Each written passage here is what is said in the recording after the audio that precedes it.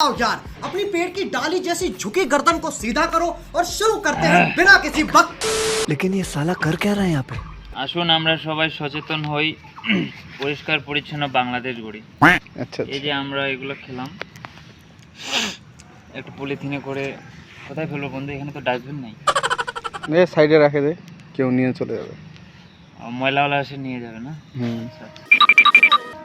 সচেতন নাগরিক, সচেতন নাগরিক। এদিক থেকে দেখতেই পাবে না রে বোকা। তার ওখানে বাঁধে দেয় গাছটার উপর। बड़ा हरामी हो। এখানে গাছটাতে বেঁধে দিলে কেউ নিয়ে যাবে পরবর্তীতে। अरे रखा কোত্থেকে এলো? এরকম সচেতন নাগরিকের তো দরকার বাংলাদেশের। এই যে মামাটা আছে উনি নিয়ে যাবে পরবর্তীতে। আমরা ডাস্টবিনের অভাবে এগুলো ফেলতে পারলাম না।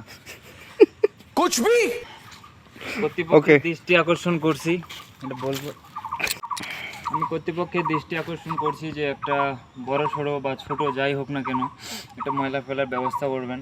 আমরা ওই যে গাছের সাথে বেঁধে রেখেছি ময়লা ফেলার জায়গা না পেয়ে, তো এটা একটা অনুরোধ বলা চলে।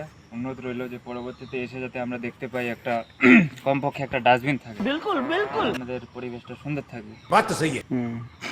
রিয়া ডিগ্রি কলেজের, যদিও ঈদ ছাড়া আমরা এখানে আসি না।